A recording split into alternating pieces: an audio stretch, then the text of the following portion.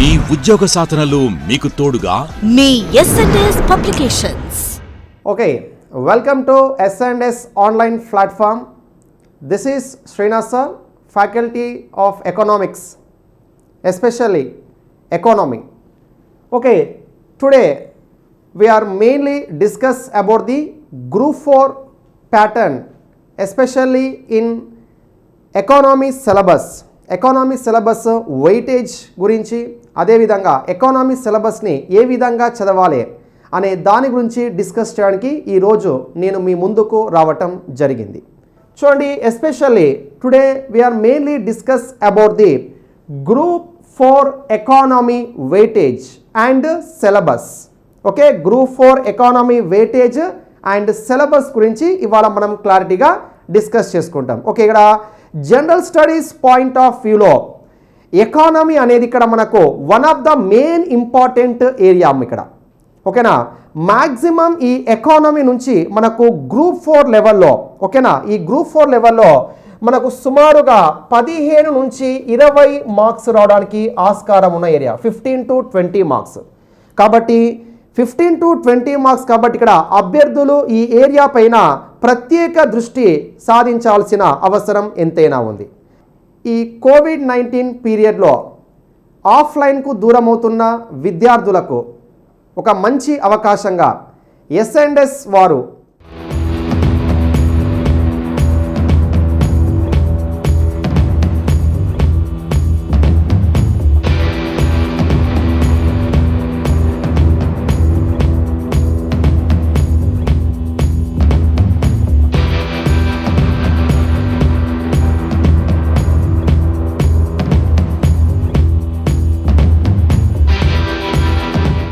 Group 4 ఉద్యోగం మీ లక్ష్యమా? ఆంధ్రప్రదేశ్ రాష్ట్రంలో group 4 ఉద్యోగానికి ప్రిపేర్ అవుతున్నారా?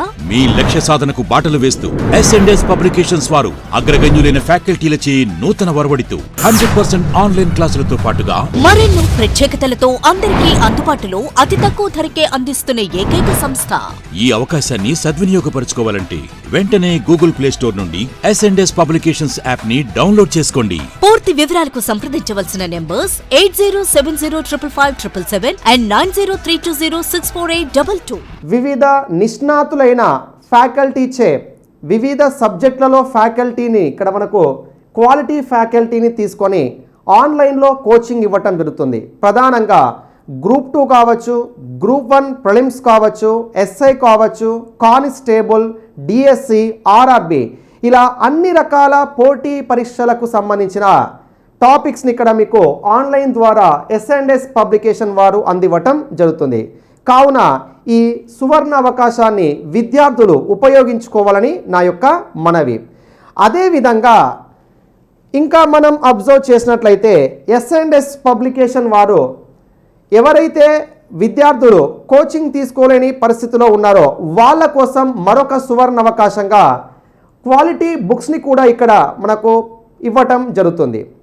ఇవన్నీ మీకు సాధారణంగా అన్ని ప్రముఖ మార్కెట్లలో, అన్ని ప్రముఖ జిల్లాలలో మార్కెట్లలో ఈ బుక్స్ అనేవి మీకు అవైలబుల్గా ఉంటాయి.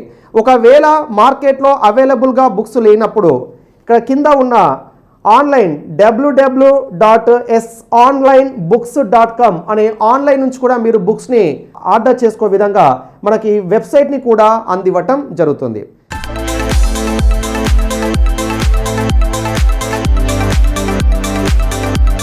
సో విద్యార్థులు ఈ అవకాశాన్ని మంచిగా ఉపయోగించుకుంటారని కోరుతూ,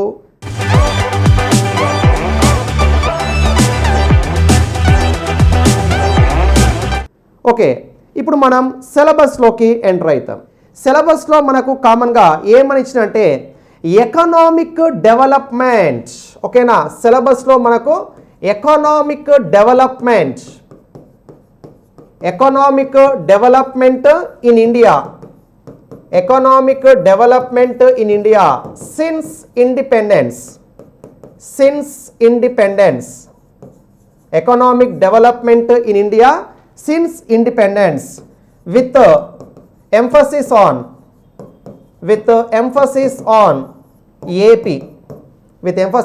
AP. This is the syllabus for economy in group 4 point of view examination. What is the syllabus? Economic development in India since independence with emphasis on Andhra Pradesh. అంటే స్వాతంత్ర అనంతరం భారతదేశ ఆర్థికాభివృద్ధి మరియు అదేవిధంగా ఏపీ పైన ప్రత్యేక దృష్టి సారించామన్నాడు ఇక్కడ. అంటే ఇక్కడ మనకు ఈ సిలబస్లో ఒకే లైన్లో మనకి ఇక్కడ 2 టాపిక్స్ని ఇక్కడ ప్రధానంగా ఇక్కడ స్పృశించడం జరిగింది. ఆ 2 టాపిక్స్ ఏమంటే, ఒకటి ఇండియన్ ఎకానమీ గురించి మనం చదువుకోవాల్సి ఉంటుంది, అదేవిధంగా రెండవది ఏపీ ఎకానమీని కూడా ఇక్కడ చదువుకోవాల్సి ఉంటుంది. కాబట్టి ఇక్కడ economic development in India since independence with emphasis on Andhra Pradesh, అంటే Indian economy and AP economy ఇక్కడ మనము చదువుకోవాల్సి ఉంటుంది. సరే, ఇక్కడ మనకు మొత్తంగా ఏం చెప్పా, ఈ ఏరియా నుంచి మనకు 15 to 20 మార్క్స్ వరకు క్వశ్చనింగ్ రావడానికి ఆస్కారం ఉన్న ఏరియా. మరొకసారి అసలు చిన్న టాపిక్ ఇలా ఇచ్చాడు, సిన్స్ ఇండిపెండెన్స్ అంటే ఇండిపెండెన్స్ నుంచి టిల్ నౌ ఇప్పటి వరకు ఆర్థికాభివృద్ధిలో జరుగుతున్న మార్పుల గురించి మనము ఇక్కడ మనం ప్రధానంగా డిస్కస్ చేసుకోవాల్సి ఉంటుంది. ఇక్కడ ఏమన్నాడు క్లారిటీగా, సిన్స్ ఇండిపెండెన్స్ అన్నాడు, అంటే స్వాతంత్రం అనంతరం, అంటే ఆల్మోస్ట్ 1951 నుంచి ఇప్పటి వరకు అంటే 2022 వరకు మనకు ఏమేం ఆర్థిక పరమైన మార్పులు, ఆర్థిక అంశాలు ఏ విధంగా మారుతున్నాయి అనే దానిపైన ఇక్కడ మనం ప్రధానంగా చర్చించుకోవాల్సి ఉంటుంది.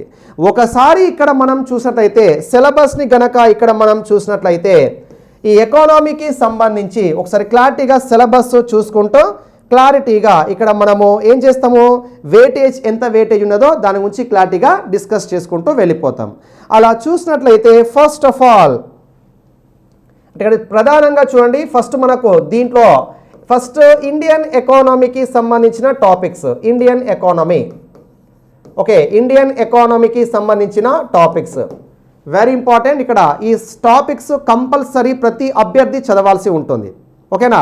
మరి ఆ ఇండియన్ ఎకానమీకి సంబంధించిన టాపిక్స్ ఏమేమి ఉన్నాయి అనేది ఒకసారి ఇక్కడ మనం చూసినట్లయితే దాంట్లో భాగంగా ఫస్ట్ భారతదేశ ప్రణాళికలు, అంటే ఇండియన్ 5-year ప్లానింగ్స్ అంటాం, పంచవర్ష ప్రణాళికలు, పంచవర్ష ప్రణాళికలు, Indian 5-year plannings, Indian 5-year plannings, పంచవర్ష ప్రణాళికలు, Indian 5-year plannings, 5-year plans, including NITI Aayog also, including NITI Aayog, including NITI Aayog.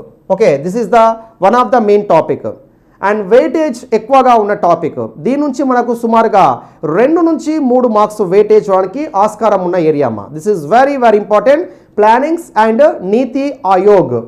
And second topic that is జాతీయ ఆదాయం, నేషనల్ ఇన్కమ్ అంటామా, జాతీయ ఆదాయం, నేషనల్ ఇన్కమ్, జాతీయ ఆదాయం, నేషనల్ ఇన్కమ్.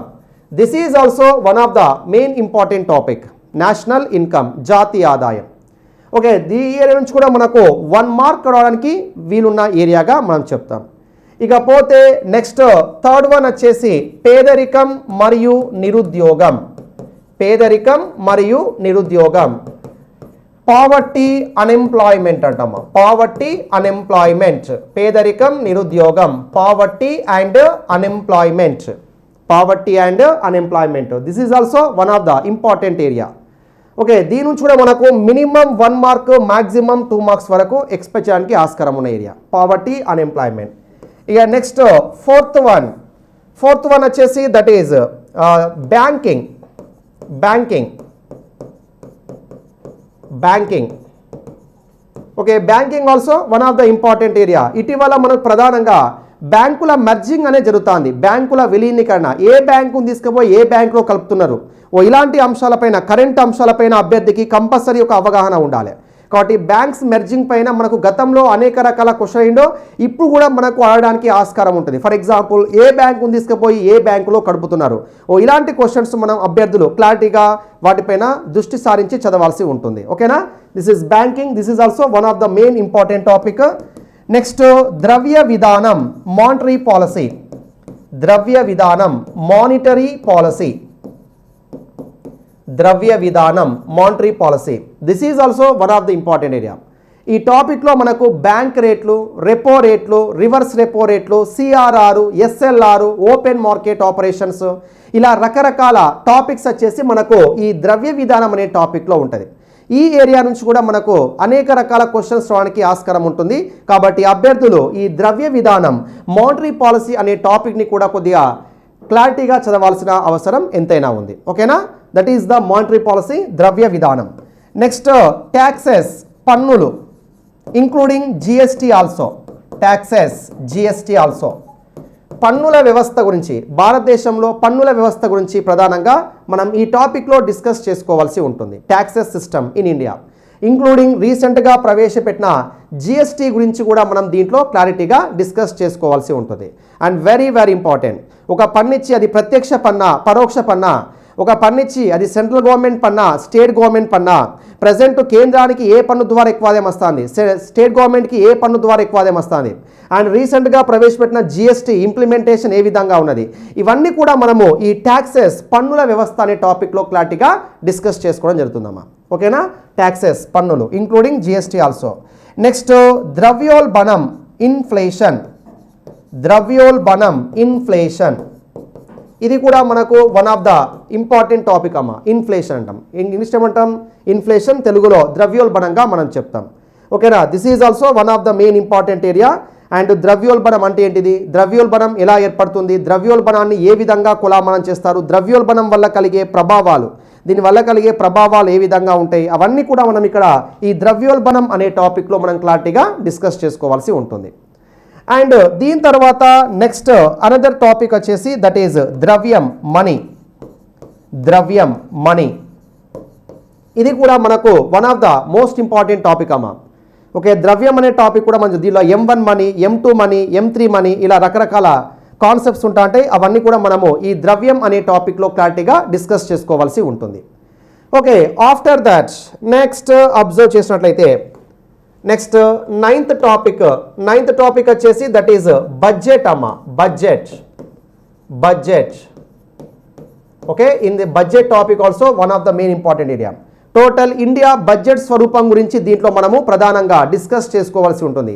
రెవెన్యూ బడ్జెట్ అంటే ఏంటిది, మూలధన బడ్జెట్ అంటే ఏంటిది, అండ్ బడ్జెట్లో ఏర్పడే రకరకాల లోట్లు అంటే కోశ లోటు అంటే ఏంటిది, బడ్జెట్ లోటు అంటే ఏంటిది, రెవెన్యూ లోటు అంటే ఏంటిది, ప్రాథమిక లోటు అంటే ఏంటిది, ద్రవ్యీకరించిన లోటు అంటే ఏంటిది, ఇలా రకరకాల లోట్లు. అండ్ దీంట్లో భాగంగానే FRBM చట్టం గురించి కూడా మనం క్లారిటీ డిస్కస్ చేసుకుంటాం. Fiscal responsibility budgetary management act. ఓకేనా? టోటల్ బడ్జెట్ స్ట్రక్చర్, బడ్జెట్లో ఏర్పడే రకరకాల లోట్లు అండ్ FRBM చట్టం, ఇవన్నీ కూడా మనము ఈ బడ్జెట్ అనే టాపిక్లో క్లారిటీగా డిస్కస్ చేసుకోవడం జరుగుతుంది. This is also very very most important area. ఇకపోతే నెక్స్ట్ మరొక మెయిన్ టాపిక్ వచ్చేసి దట్ ఈజ్ బడ్జెట్ తర్వాత మరొక టాపిక్ వచ్చేసి మనకేంటిదంటే దట్ ఈజ్ మెయిన్గా వచ్చేసి మానవాభివృద్ధి సూచిక, హ్యూమన్ డెవలప్మెంట్ ఇండెక్స్ అంటాం. మానవాభివృద్ధి సూచిక, human development index. This is also very important, especially current economy యాంగిల్లో దీని అడుగుతున్నామా. HDI nothing but human development index. ఈ మానవాభివృద్ధి సూచించి కూడా మనకు గతంలో అనేక రకాల క్వశ్చన్ అడిగాడు. కాబట్టి దీనిపైన కూడా అభ్యర్థులు ప్రధానంగా దృష్టి సారించవలసిన అంశం ఉంటుంది. ఓకే, ఇకపోతే నెక్స్ట్ వచ్చేసి ఆర్థిక సంఘం. అంటే ఫినాన్స్ కమిషన్ అంటామా. ఫినాన్స్ కమిషన్, ఆర్థిక సంఘం, finance commission. This is also one of the important area. ఆర్థిక సంఘం అంటే ఇటీవల అమలవుతున్న ఆర్థిక సంఘం గురించి మనం ఎక్కువగా ఫోకస్ చేసుకోవాల్సి ఉంటుంది. అంటే ప్రధానంగా మనకు ఇటీవల అమలవుతున్న ఆర్థిక సంఘం ఎన్నవ ఆర్థిక సంఘం? 15వ ఆర్థిక సంఘం. దాన్నే మనం 15th ఫినాన్స్ కమిషన్ అంటామా. 15వ ఆర్థిక సంఘం, 15th finance commission, 15th FC. ఈ 15th ఫినాన్స్ కమిషన్ చైర్మన్ ఎవరు, దీనిలో మెంబర్స్ ఎవరున్నారు, అండ్ ఈ 15th ఫినాన్స్ కమిషన్ యొక్క రికమెండేషన్స్ ఏమున్నాయి, ఏ అంశాల ఆధారంగా 15th ఫినాన్స్ కమిషన్ కేంద్ర రాష్ట్రాల మధ్య నిధులను పంపిణీ చేసింది, ఇలాంటి అన్ని అంశాలు కూడా మనం ఇక్కడ ఈ ఆర్థిక సంఘం ఫినాన్స్ కమిషన్ అనే టాపిక్లో మనం క్లారిటీగా డిస్కస్ చేసుకోవటం జరుగుతుంది. కాబట్టి ఈ ఏరియా నుంచి కూడా మనకు కంపల్సరీ 1 మార్క్ అమ్మ. కరెంట్ ఎకానమీ యాంగిల్లో మనకు ఈ ఏరియా నుంచి క్వశ్చన్ అవడానికి ఆస్కారం ఉంటుంది. ఇకపోతే నెక్స్ట్ మరొక టాపిక్ 12th టాపిక్ వ్యవసాయ రంగం. భారత వ్యవసాయ రంగం, ఇండియన్ అగ్రికల్చర్ సెక్టార్ అంటామా. Agriculture sector, Indian agriculture sector, భారత వ్యవసాయ రంగం. Okay, this is very important area and చాలా పెద్ద టాపిక్. దీని నుంచి కూడా మనకు మ్యాక్సిమం క్వశ్చన్ రావడానికి ఆస్కారం ఉంటుంది. ఈ వ్యవసాయం అనే టాపిక్లో మనము అనేక రకాల టాపిక్స్ చదువుకోవాల్సి ఉంటుంది. ఫర్ ఎగ్జాంపుల్ ఇండియాలోని పంట కాలాలు, నెక్స్ట్ పంటలు రకాలు, నెక్స్ట్ అదేవిధంగా వ్యవసాయ పరపతి, హరిత విప్లవము, బీమా సదుపాయాలు అండ్ వ్యవసాయ మార్కెటింగ్, ఇలా రకరకాల టాపిక్స్ వచ్చేసి మనకి ఇక్కడ వ్యవసాయం అనే టాపిక్లో మనం క్లారిటీగా డిస్కస్ చేసుకోవాల్సి ఉంటుంది. This is very very important area. ఓకేనా, వ్యవసాయం దీంట్లో మనకు మినిమం 1 మ్యాక్సిమం 2 మార్క్స్ రావడానికి ఆస్కారం ఉన్న ఏరియాగా మనం చెప్తాం. ఓకేనా, దెన్ ఆఫ్టర్ నెక్స్ట్ పారిశ్రామిక రంగం, ఇండస్ట్రియల్ సెక్టార్. పారిశ్రామిక రంగం, industrial sector, industrial sector. Okay, this is also one of the important area అమ్మా. భారతదేశంలో పారిశ్రామిక రంగ అభివృద్ధి ఏ విధంగా జరిగింది, దానికి సంబంధించిన అన్ని రకాల అంశాలు ఇక్కడ మనము దీంట్లో నేర్చుకోవడం జరుగుతుంది.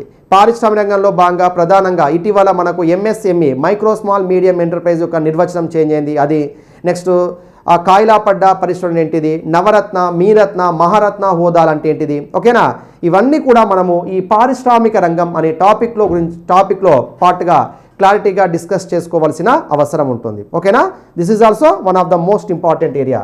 ఏంటిది, పారిశ్రామిక రంగం, ఇండస్ట్రియల్ సెక్టార్ అంటాం. Next after that 14th one, విదేశీ వర్తక విధానం. విదేశీ వర్తక విధానం, ఫారెన్ ట్రేడ్ అంటాం.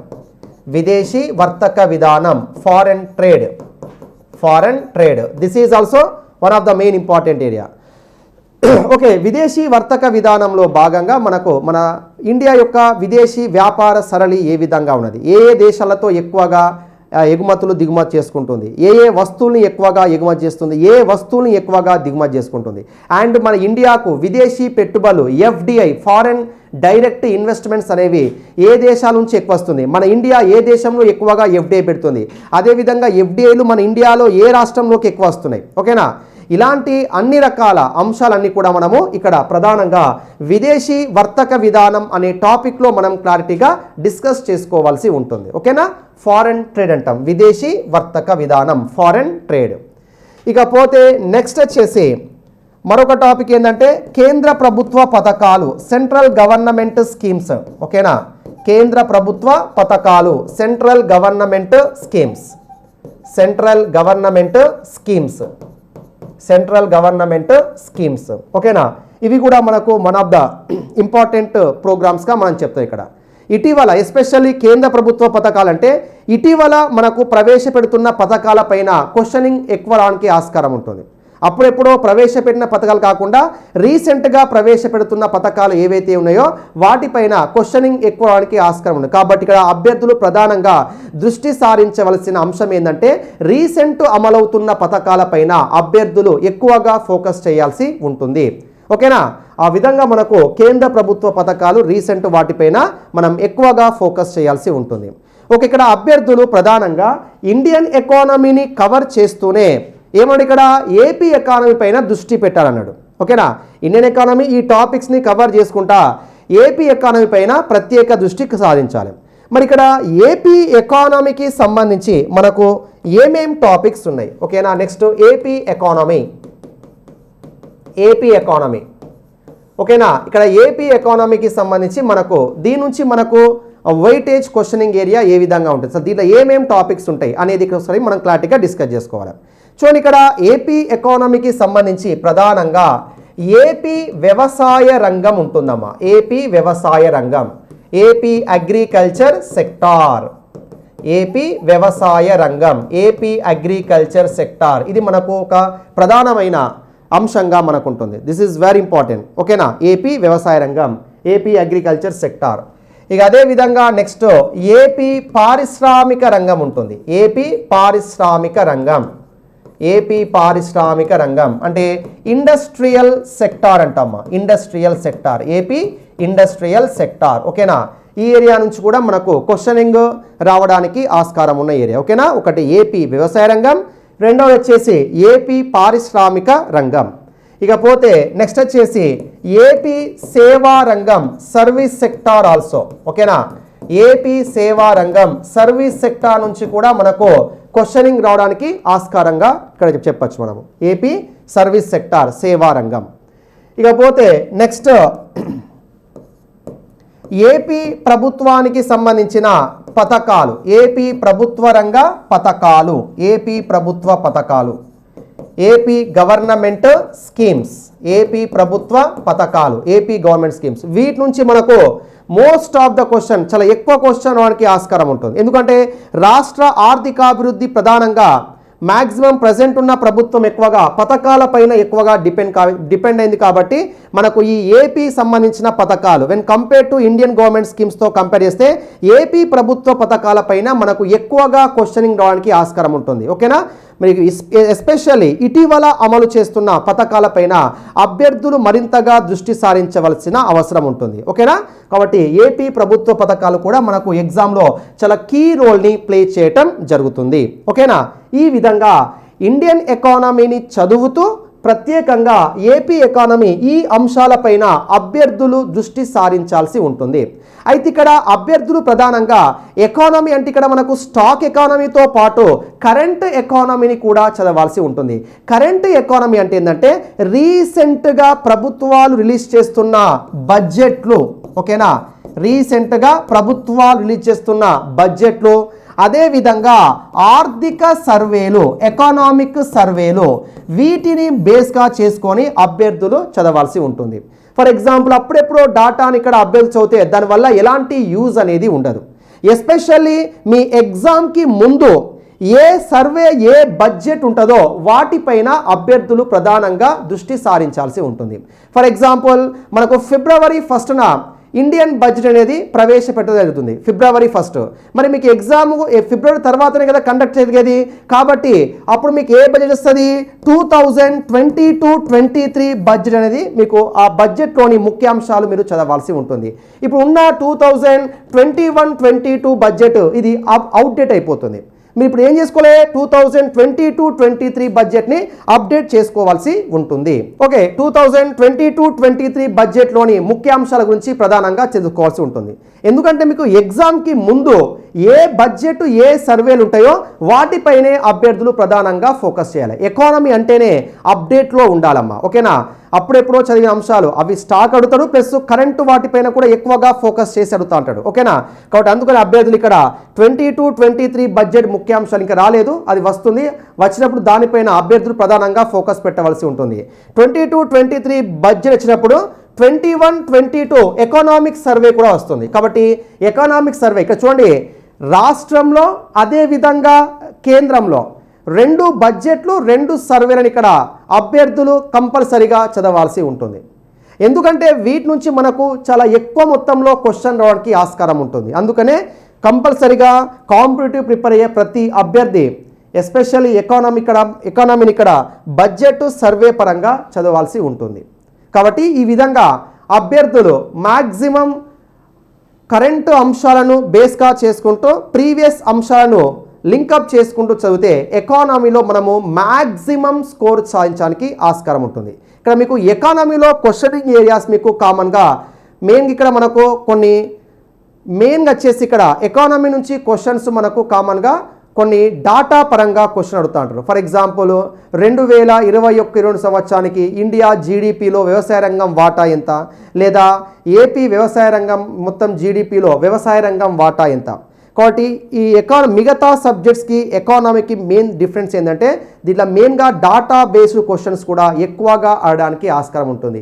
అలాంటప్పుడు కొన్ని స్పెసిఫిక్ డాటా ఉంటాయి, వాటిపైన అభ్యర్థులు స్పెసిఫిక్గా ఫోకస్ చేయాలి. అలాగని అన్ని డాటాస్ చదవని అవసరం లేదు. కొన్ని ఇంపార్టెంట్ డాటాస్ ఉంటాయి, వాటిపైన అభ్యర్థులు ప్రధానంగా దృష్టి సారించాలి. ఫర్ ఎగ్జాంపుల్ గ్రోత్ రేట్స్ వంటివి, జీడిపిలో వివిధ రంగాల వాటా అంటే సేవా రంగం వాటా, పారిశ్రామిక రంగం వాటా ఎంతున్నది, వ్యవసాయ రంగం వాటా ఎంతున్నది, నెక్స్ట్ అదేవిధంగా ప్రజెంట్ ఇండియాలో పేదరికం ఎంతున్నది, నిరుద్యోగం ఎంతున్నది, మన జాతీయ ఆదాయం ఎంతున్నది. ఓకేనా.